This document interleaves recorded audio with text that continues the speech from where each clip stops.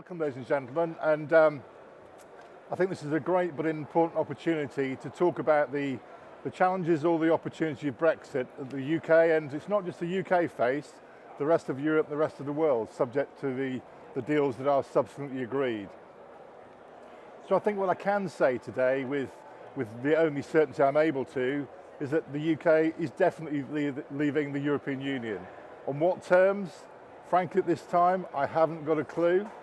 I would hope that the UK does negotiate a special terms with the European Union, but I think we also have to understand there may be a risk that that's not the case, and ultimately the UK becomes a third country in European terms.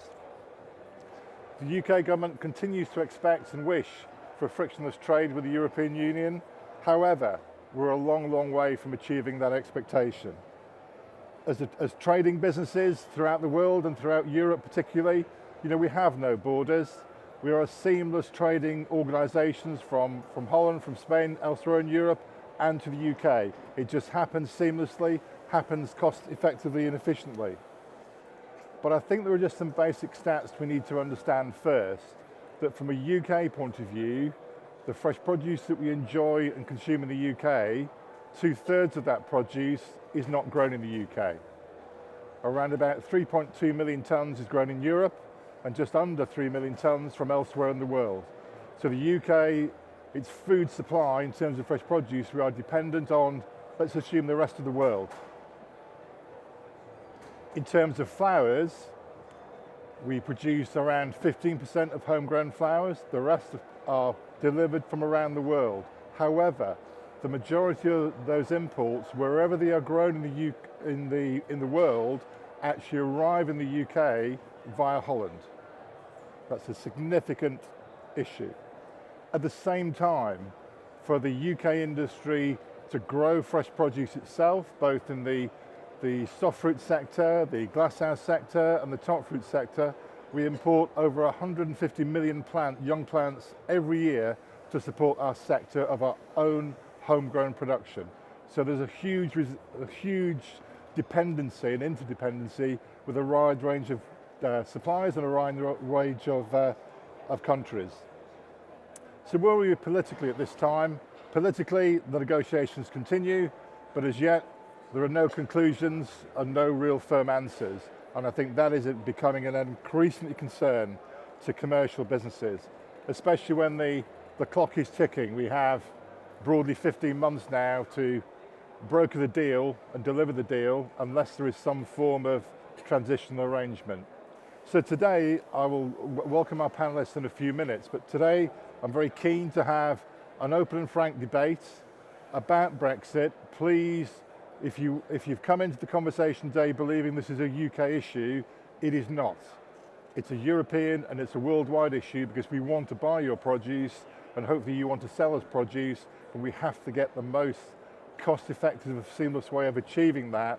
So if you're not already engaged with your relevant trade associations, wherever you come from in the world, or your local lobbying with your politicians and your national governments, please ensure that your voice is being heard to make sure you are not a loser in this process, because the UK wants to buy your produce. However, what I'd like to do now is hand over to one of our first panelists, Siemen van Berkum from the Wageningen, I could never say that, kind of, the university, who will just give you his insight in terms of the researcher's view of the potential impact of Brexit. Siemen. Thank you, Nigel. Just to say a few words about myself. My name is Siemen van Berkum. I'm working at the Wageningen University. Actually, to be more specific, Wageningen Economic Research. So I'm one of the economists working at Wageningen University, and more specifically on international trade relations. So lately we have done also a few studies for our Ministry of Agriculture, for Ministry of Economic Affairs, on the impacts of possible impacts of Brexit for Dutch trade and Dutch agriculture. But we have also done a study for the National Farmers Union from the UK to give them insights on the impacts or the possible impacts for the agriculture sector in the UK, and that was up front before even the referendum was taking place. So today I would like to give you some introductory remarks or observations and some points. Actually, I want to emphasize some points for discussion.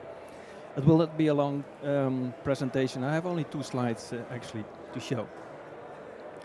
First, some figures, because I think it's important just to realize how important bilateral trade between the Netherlands and the UK is in these specific projects. So what I present here is Dutch exports of fresh produce, separated into 3 groups: flowers, vegetables and fruits. And on the left, upper left diagram, I show the Dutch exports, showing the 100% of each of the groups, and indicating actually, say, that the blue part of that say it shows the share of Dutch exports that goes to the UK. So what you see from this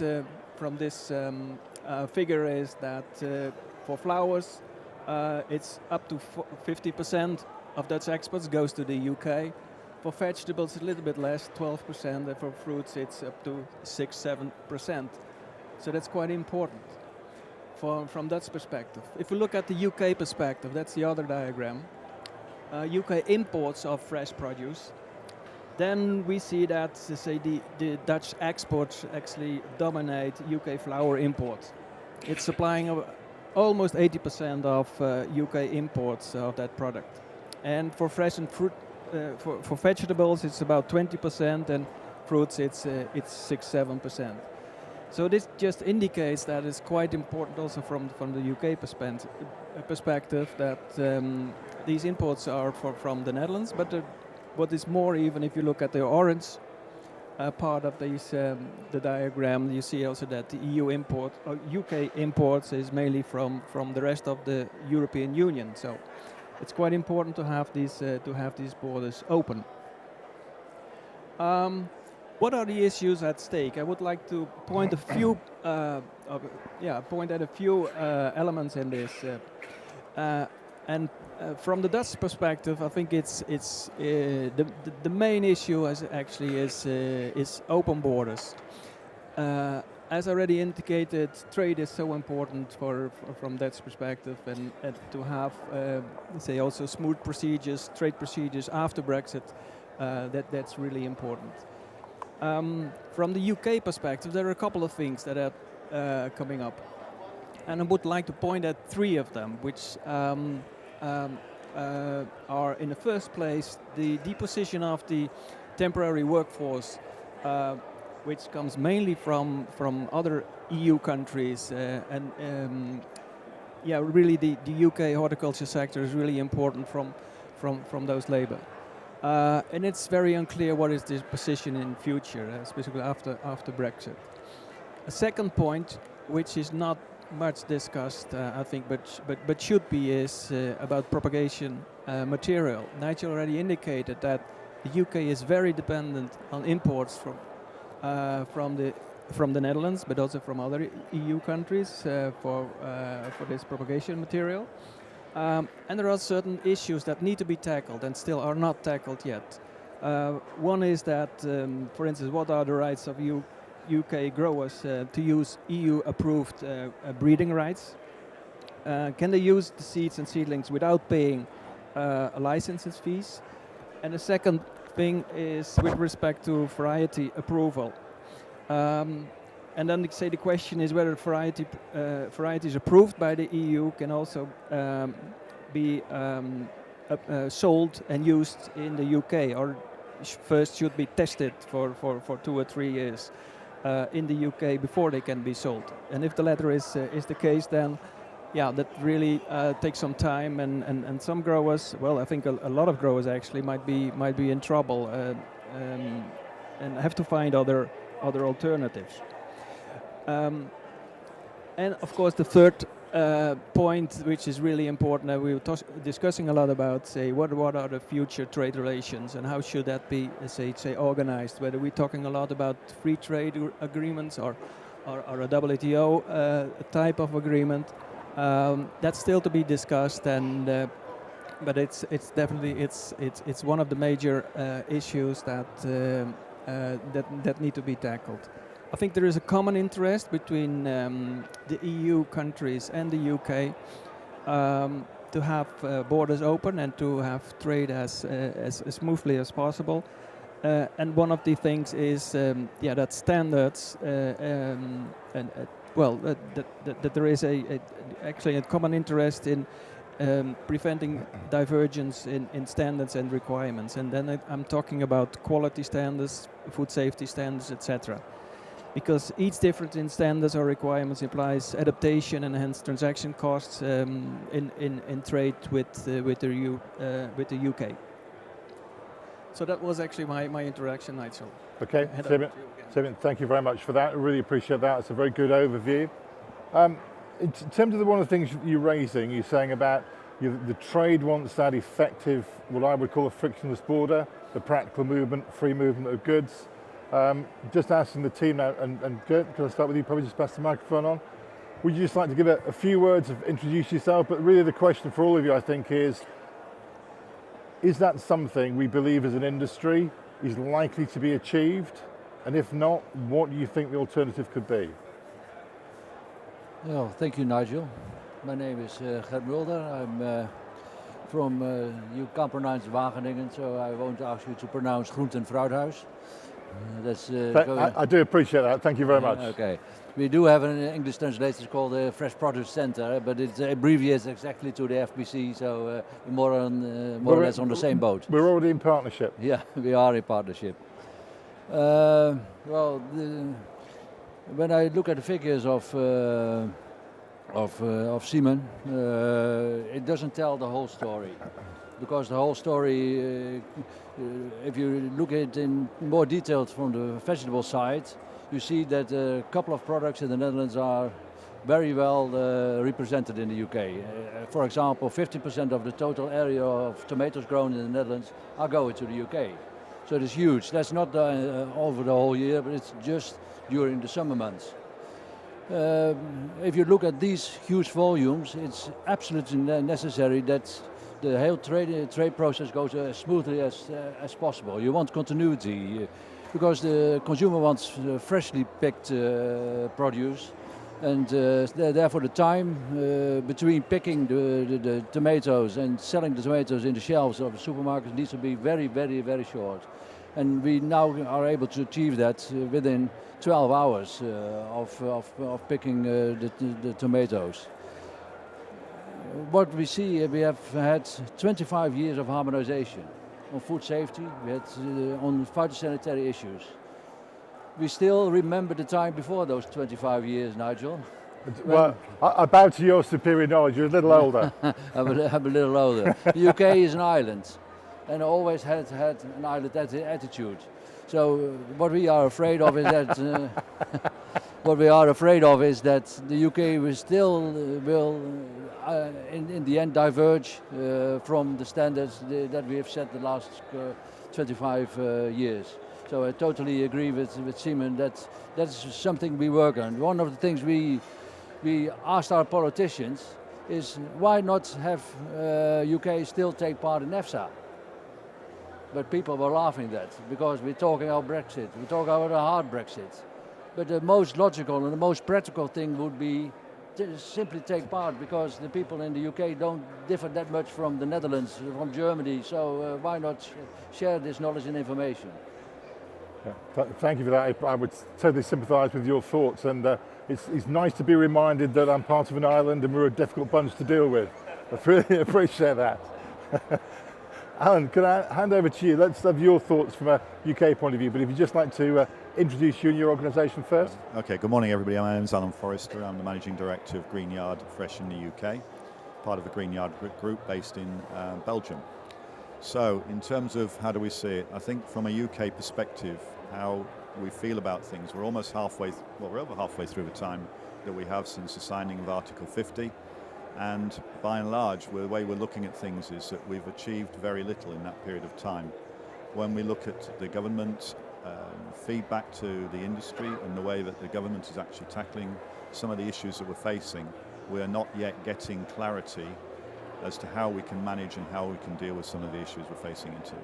First one that Siemen was talking through was with regard to labour, but for me there's other issues that surround the situation we're facing. Probably one of the biggest ones is the customs union and how we're facing into how we will transact business between Holland and Spain as another particular country.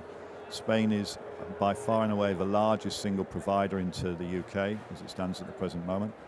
And in real terms, we're facing a situation where there is no clarity on how we will actually import. The clear lines that we have and the smooth transit of goods into the UK is going to fundamentally change. And there's no way we can see this as working any other way.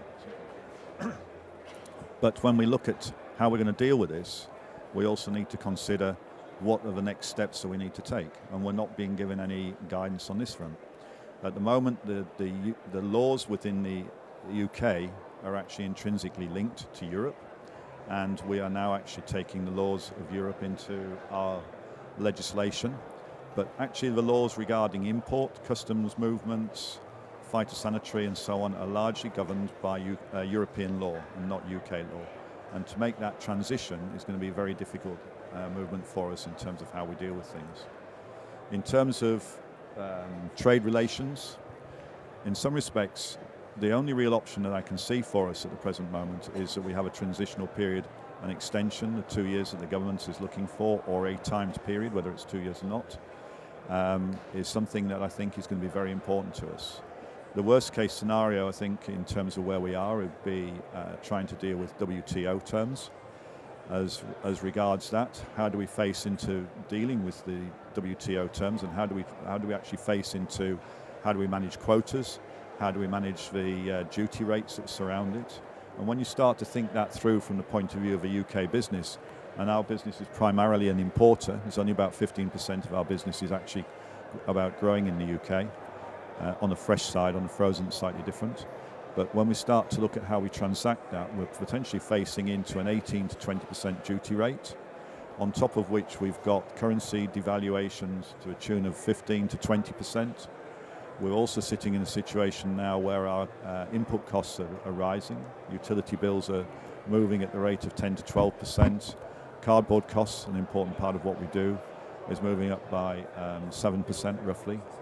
So everything we do with the dollar, where we've had the devaluation, we've got movement of freight, movement of trucking in the UK, everything to do with oil, plastics, is going to influence what happens next.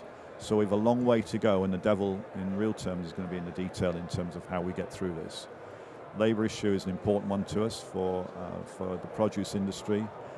Nigel, 400,000 people?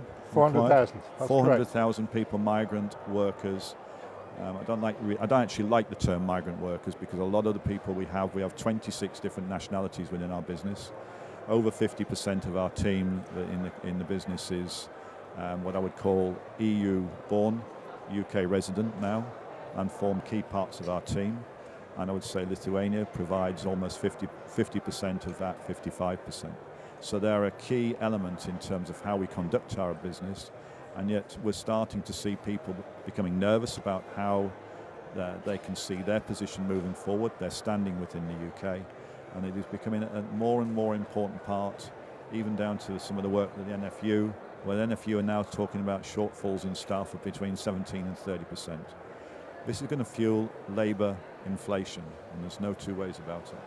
And this is where we sit now in terms of talking to the government. The last thing they want to do is to see inflation coming through. Our first movement in 10 years on interest rate changes happened only a week ago. And talking to the Bank of England recently, they're only predicting a 1% interest rate by 2020. And to be honest, I can't see how they can come to that conclusion. There are so many factors fueling inflation at the present moment. And when we look at it, food prices are now rising at 15%, yet fresh produce prices are only rising at 5%. Over the 12 months and over the last 4 weeks, it's roughly 5% in terms of inflation. So the produce industry is also out of kilter with the rest of the food industry. Nigel. Thank you, I appreciate that. I think that gives a really good insight to what is actually happening now at the grassroots of the UK industry in terms of labour supply and other things. But good, let's turn it back the other way. Let's look at life is not going to stay the same. Things are going to change. So how prepared do you think the Dutch industry is, the Dutch government is, to say if we don't have a seamless border and we have to have potentially customs controls, how do we find a solution to thousands of vehicles being stood at the either Dover or somewhere else? Yeah, this is a horror scenario you're sketching now. First of all, I think the Dutch industry and the Dutch government is very well prepared for dealing with the UK, not as an EU country, but as a third country. No, for defense of course. Sure. But we export all over the world, so we have systems in operation that can support that immensely. But the thing is, the huge flow from the UK presents some other challenges. As you mentioned one, logistics. I think holding up at borders, the enormous amount of trucks that are coming either on your side, either on our side, is going to prove a real challenge. And if we're looking at it, and that's one of the things I think is really a pity at the moment. There are agreements on political level in the EU where they say you as a country can't negotiate on your own with the UK before there is some kind of end deal. Because I think the industry may make proposals, but we need a government for that to present to the UK, and the UK could talk to the Netherlands to solve the solution. But that kind of discussion is more or less hampered nowadays. Sure. So I think we can make things work very smoothly. We can look at how we could deal with the standards required, of course, in the UK. We know because of the Repeal Act that the standards will be, when there's a cliff edge, will be exactly the same. Yeah. But how can we fulfill them? Has it to be on the lot level, or can we do systematic inspections of all the Sure. production facilities, for example? Sure. Can we agree on a pre-clearance program? So that things are cleared already in the Rotterdam ports, and they don't need inspection because you have arranged a couple of things. So I think there are practical and digital and all kinds of solutions, but we are not able to discuss them at a proper level at the moment. Yeah. No, I mean, thank you for that. I really welcome that position, because that's exactly from an FBC we would be in terms of finding those IT cost-effective solutions, not allowing it to come to a potential border, getting that clearance before it leaves the distributor, for example. But I think we're a long, long way from that position, but it's great to hear you're thinking the same way. But from a Dutch government point of view, are they supportive, or is it just this strange island that's made this decision? No. Of course, like every government, I think in the EU is looking for contingency on these matters, and they're looking really into it. So we are in discussion with them, and we even look into some of the practical sides. One of the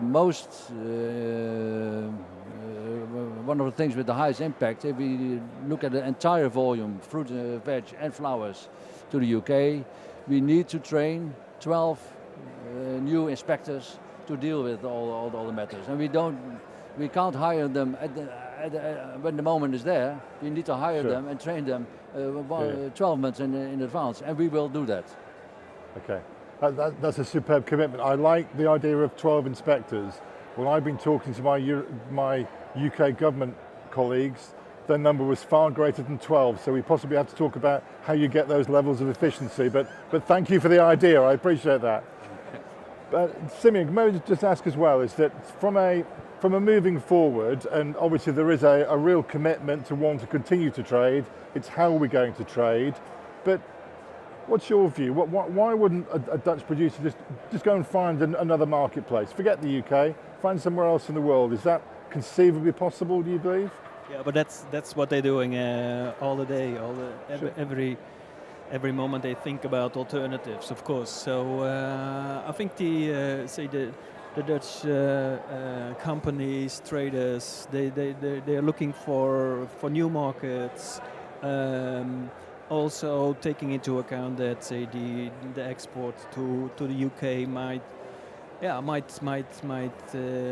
fall back a little bit or even more than that. It's not easy. We've seen that also because of the say when Russia had its The ban. that it's taking some time to adjust to those kind of shocks. But say in the end,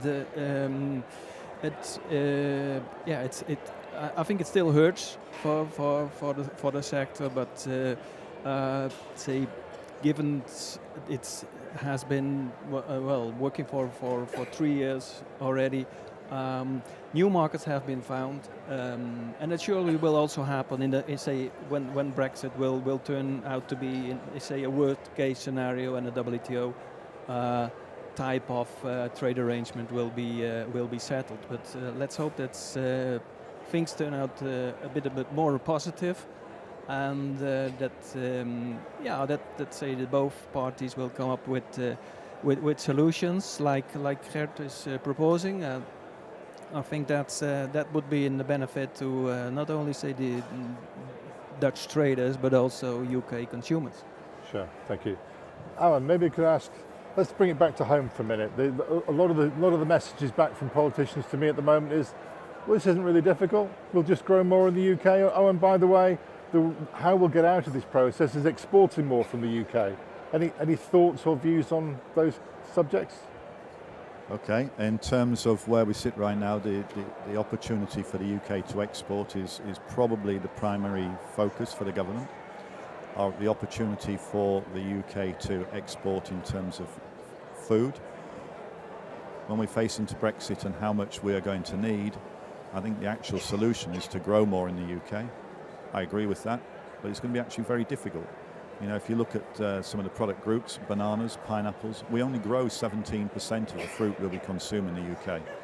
So from that position, and then when we look at Dutch tomatoes as a key contributor in terms of the fruity vegetable side of the business, by and large, the amount of glass that we would need to have created to be able to support that is just not feasible in the time frame, the investment required, and with the unknowns actually getting to that stage. I don't believe that exporting is a primary solution. I actually spend some time with the CBI. It's very different when you're talking to people like Rolls-Royce, Nissan, Toyota, JCB, where they're looking at their export side. But when we come to food, it becomes fresh produce specifically, it becomes very much a different discussion and a different way of looking at things at the present moment.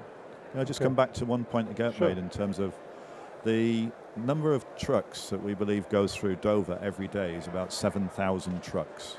600 of those trucks every single day are produce trucks. I think we have to figure out how we handle these imports. And I understand that Geert and the government in Holland is looking at what they can do. Part of this is we've got to encourage all our trade bodies, all our trade associations to work to come up with a solution. We can't afford to slow that import process down. And Geert's absolutely right. We need to figure it out. Systems-based, assured traders, lots of different ideas. But getting some of those ideas over to the government is proving particularly difficult. And I know Nigel's trying very hard. We had the FPC, we had Sean down at government. A parliamentary select committee yesterday, yes. Talking about exactly some of these issues and trying to figure out that solution is going to be a tricky one. Thank you for that. You really just put it into context when you start talking about some of the hard numbers. If you put it another way as well, we're talking about vehicle movements there. If we become a third country, from a customs declarations, for all declarations, not just food or fresh produce, there would be another 130,000 traders would have to be registered in the UK to clear customs who have never used a customs process in their lives, and that's about 250 million declarations is what the UK government is staring at the moment. So I'm really trying to mindset your concept of 12 people, because there's a very significant disparity, isn't there?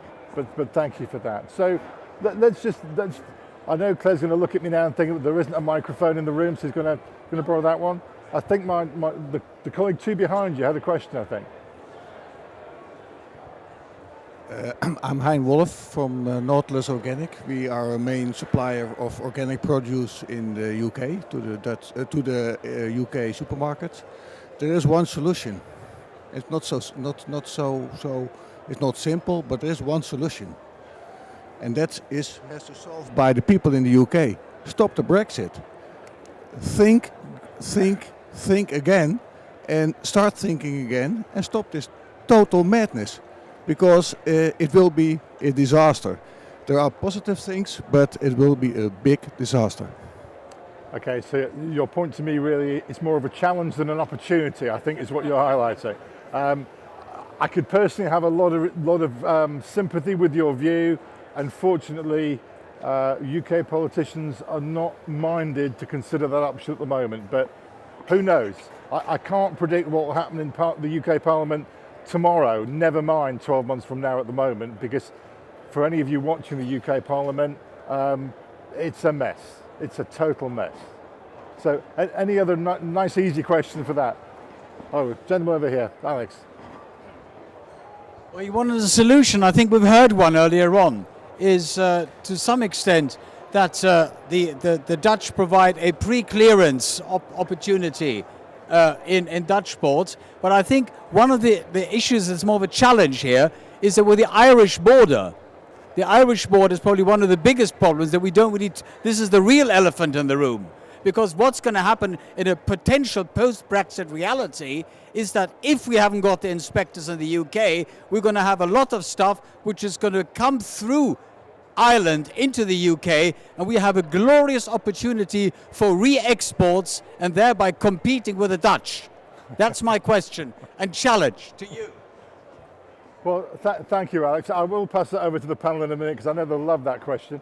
I think my response to that is the Irish situation is extremely complicated. Yes, they're looking for some special arrangements.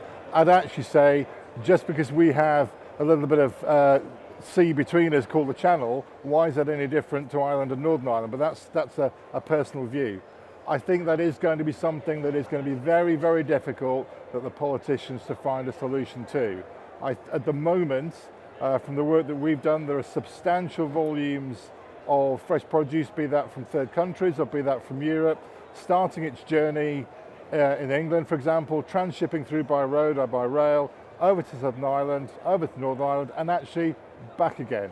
I was talking to a dairy business only a few days ago, and between the north and south, assuming there is a border, their ingredients would pass the border 17 times to make one yogurt product.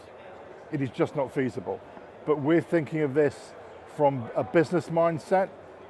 It's not a business mindset that's currently being applied, but my colleagues may have anything to add? Or I'll give it a go. Firstly, I agree with this gentleman here. You won't have any argument from me.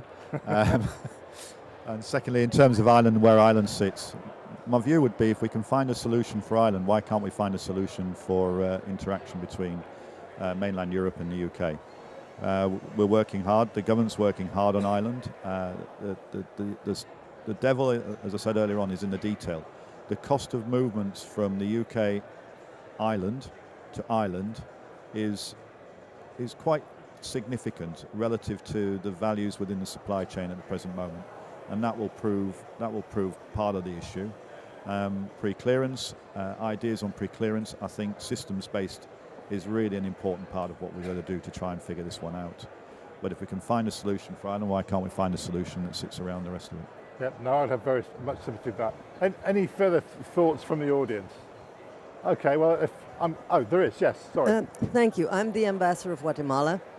You may decide not to answer this question, but at least you can pass along the message to the politicians in the UK. In the WTO context, they must be aware that to the extent they withdraw concessions from WTO members, that is, if the rate tariffs go up, the UK would have to pay compensation. And that is something that has to be addressed by the politicians, because of course that's going to hurt your budget and the taxpayers' money. If I could possibly start with that, and I know there'll be views from the panel as well, is that we've done a lot of work not just with Europe, but in terminology of third countries, other exporting countries to the UK. As I've already highlighted, there's 2.7 million tonnes of fresh produce coming to the UK from those other countries. Guatemala, I think you export something like about 22,000 tonnes, so I'd love for those to rise, and that would be great. Thank you very much. The key problem that we have in government at the moment, as you rightly point out, is to make them understand the intrinsic worldwide systems that are in place under WTO, is that it isn't just as simple as I can go and do a deal with Guatemala or another country. From a fresh produce terms, those roughly 3 million tonnes arrives in the UK from 95 different countries. So taking your point, that's 95 deals that would have to be done with no challenge. We are already in a situation that some will know about the quota system for various schemes. Europe on various products, garlic is one I can quickly remember. The total European volume is about 8,000 tonnes. The UK imports about half of that. So actually, from our politicians' point of view, they came up with a bright idea that, tell you what, whatever your actual quota is that you're using, we'll give to the UK, or the rest of the European countries can have it. To a point, that's okay, but we already have challenges from Brazil and New Zealand because of the way those discussions are already going on. So as you rightly say, I may choose to agree with another country, but another country somewhere in the world has the right to challenge. So this could go on for generations, not a few months or a few years. But thank you for raising that. And colleagues, good, come on, you've been quiet, you love things about quotas. I have to find the microphone for you, there we go. Yeah. Thanks for your support, what can I say? We're not quota minded at all. We exactly for the reason you said, we're happy that we live in the EU and stay and remain in the EU, because these issues are very cumbersome. It takes a lot of effort from the government, and I think that the underestimation you're mentioning that you see at government level in the UK is really, really worrying. We want to get rid of all the quota on oranges, on tomatoes, on garlic, whatever, because every quota has a whole range of administrative procedures, challenges, competition issues, go on. So stay away from that. Look at Switzerland. Yes, I can't predict, but I don't think either the Swiss model or the Norway model is something that we're going to agree to for whatever reason, but I could be wrong. But Alan, have you a view about the rest of the world? Absolutely. we work in 27 different countries, so definitely. Madam Ambassador, is a very good point, and if I combine your comment with Nigel's comment, this is one of the issues we have. As I said, the detail we have, or the challenge we have is in the detail. Trying to negotiate every element of what we're trying to achieve between the EU, the rest of the world, is really, I just don't see how we're going to get through it in the time we've got available to us. And trying to negotiate every settlement and every agreement, yes, absolutely, it's a challenge. It's going to be a challenge for the government. We have to start making decisions, though. As our government has to start making decisions in terms of how they're going to tackle each of these problems. We're doing a lot of talking, we're doing a lot of interaction, we're having a lot of interaction, but at some stage we've got to start a process that says this is how we're going to start to move forward. And at the moment I don't see that happening. Thanks, Alan. Siemen, your thoughts from you? Well, not really something to add. I think it's an excellent point. One is, of course, that say the EU and EU 27 and the UK they make a trade arrangements among them. Yeah. And then, the second step is how about the third countries? And then, because say all the talk about the tariff rate quotas, the trade agreements have between your country have been made with the EU and not with the UK. So therefore, the UK has to start a new process of renegotiating all these other, well, with the other countries, with the third countries, with which the EU has a special relationship with. So that will take a lot of time, and that will take a lot of hassle. So I'm glad I'm not in the position of the UK trade negotiators for now. So you think that could take a little more than 15 months? I'm afraid so, yeah. Nigel? Sorry, yes. Just as a quick point here, where do we think the UK would stand if we came to a trade relationship with Europe outside of the EU? Where would we stand with the WTO? Have we just changed the dynamics there? How would WTO feel about that one? Sorry to put you on the spot. Yeah, I should have talked to you about that earlier. Yeah, so that's a really easy question. Thank you very much. I've just upset 95 other countries here, I think. You can do anything broadly under WTO in a simplistic world. The problem is that, as the ambassador's already highlighted, is any one of those countries then has the right to challenge. And that is the fundamental point that even our, well, I won't name them, but one of our politicians, the senior politicians, a few days ago made a statement that it's very, very easy to get these third country agreements. It isn't. And I think what the UK and the UK government has to realise is that in relative terms, we're an important country, but in relative terms, we're a small country in terms of the things that we choose to import. And from my point of view, in terms of the food industry primarily, but the fresh produce industry specifically, what we're trying to get across is this isn't the cost of what my new iPhone's going to cost or my new car's going to cost and how quickly I may not get it. This is about supplying food to the nation. Because the UK consumer has enjoyed a fantastic range of food for very modest prices for very many years. For a generation at least, I would suggest. So anyway, any further thoughts or comments from the audience? Ambassador. I just wish to point out, it's not about renegotiating only with the countries you have, the UK has a trade agreement with. Yeah. It's the full membership of the WTO. Sure. Because it's a very wide range of countries. Recall that when countries joined the WTO, every member had to put forward a set of tariffs. And that balance between the tariffs that you offered and the tariffs that were given to you, if that balance is broken at any time, country that is affected is entitled to compensation. So the UK is looking not only at renegotiating with the countries like Central America, we have an association agreement, or with ACP countries. I'm thinking of terms of the rest of the world. You will never have enough negotiators or enough resources to address that.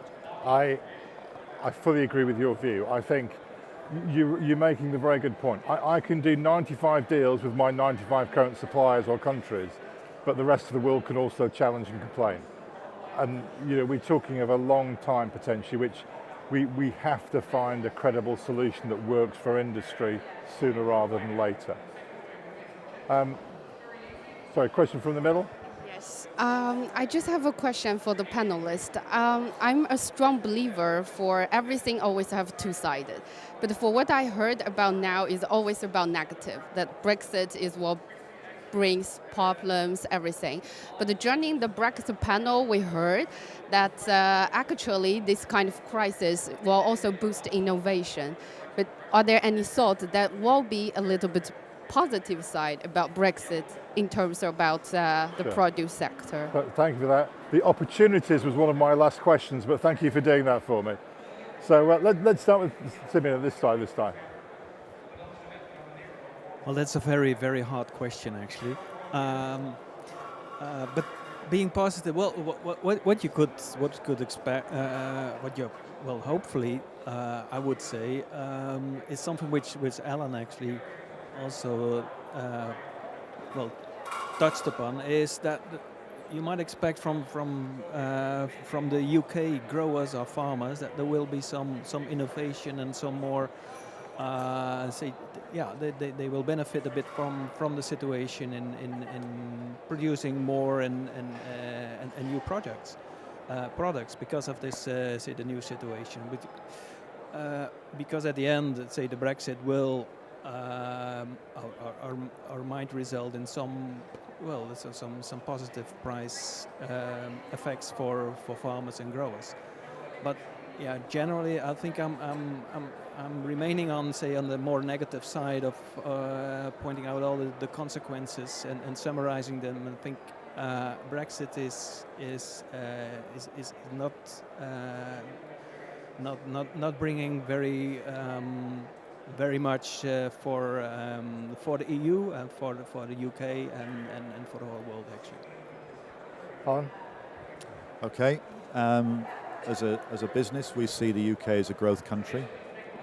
We do see opportunities post-Brexit. We, as a group, we continue to invest into the UK, and we'll continue to do so. And that's whether that's in our farms in Cornwall or in other parts of the UK, closer to Lincolnshire where we're based. The main focus from my perspective in terms of innovation will come from how we manage our supply chains. It will come from IT, it will come from robotics, it will come from many parts of that area as well. But this will be a hugely disruptive process. And generally when you see disruption of this nature, things will come through and things will change. We have to change and we have to move forward. So you're absolutely right, there will be things, there will be opportunities. We do see positives in it in terms of what's going to happen next. We do see that we can make change in the way we work, in the way we operate, as well as having to deal with the challenges that we face into. I think the specific factor within this is the time frame we've got to work within at the present moment, and the unknown. And the unknown, when there's so much unknown, the ability to invest becomes difficult because you're not understanding the whole element of what you're working against in terms of when you invest those funds. So managing your investment profile against how you want to take the business forward is also quite a tricky one when you haven't got the clarity you need at the present moment. Thank you. Ted? I think I only can agree with Ella. I think if I'm looking at the positive side, there need to be some new solutions within the supply chain, especially the border crossing, where the government plays traditionally still a very big role. The UK faces such a huge volume. It needs to be innovative, even on the government side, to allow new systems to become in operation. I'm seeing this, and you said we want your produce. The Dutch are, if we see a problem, we take it head on. We want to stay and be your business partners and go to invest in solutions as well. But I hope what can come out of it is that the industry provides the solutions that fit their position best, and that is going to be embraced by the government. If we achieve that situation, I think even those systems could be very beneficial for the Netherlands to have it also in place with other countries and improve on that. Sure. So that's, I think, the biggest part of the innovation we're looking at. All right, thank you. From an audience point of view, let's just remind ourselves, how many of you actually currently trade with the UK or would wish to trade with the UK? Just give me a show of hands. Oh, so that's the majority of you, so thank you for that, and I am conscious I'm over time, so I'm going to get told off in a minute. What I would say is a couple of final points then really is, I think we've heard an awful lot today about the opportunities and the challenges, let's sum it up that way, but it is also about the industry working together, as Hert's already highlighted, to help find those solutions. So my plea to you as a team is, if you're an exporter in whatever country you happen to be, make sure that your voice is heard by your government of you wanting to trade in the UK in an effective manner. It's essential because the push has to be from the industry from both sides. So if you go away with nothing else today, really would encourage you to do that, please. The UK is very, very keen to maintain and develop and find new opportunities, but frankly, I can't give you those solutions. What I can see, if we don't find those solutions, is a very serious issue from a UK point of view in terms of costs and consumer prices that I think we all want to avoid. Just one final point then. I know there's various packs from FPC on your chairs, and you've got the brochure in there as well. Please take those away. There is our Brexit summary in there, and we do update that on a regular basis. So if you don't know how to get hold of FPC, the contact details are there. Please contact me. I'm willing to share that with whoever. Very keen to talk to you more. Very keen to take the challenges of this should be an opportunity to actually change things. Really very keen to hear from you, and as part of this overall network, you'll be aware that there's a sister event in a few weeks in New York, so we may see you there, but ultimately, if you're interested in the early June next year, if you want to come back to Brexit land, depending if you're still talking to us or not, there is the similar thing to here today, and on the evening before the London Produce Show commences, we actually have an industry awards, which is about encompassing the whole industry, worldwide industry, about trading in the UK. So if you're jumping on a plane the day before, please come and see us on the evening. It's a great way to network with the industry, and the other part of that is it's also an award. So if you're a fresh produce business, there's an awful lot of different awards you may choose to enter. And even if you are a service provider, such as a shipping line, a packaging manufacturer, an equipment manufacturer, we also have an award what we call business services. So please take part, please continue to engage in the conversation. We're very, very keen to hear from you. No matter how foolish our politicians may be acting at the moment in what you feel is happening in the UK, as an industry, we do actually want to work with you and help find those solutions. So if I can just ask you to thank the panelists today, which I'm really appreciated on behalf of myself, and thank you from an audience point of view. And we're obviously all around today, so if there are any more questions, please feel free to have a conversation. Thank you all very much for your interest. Thank you.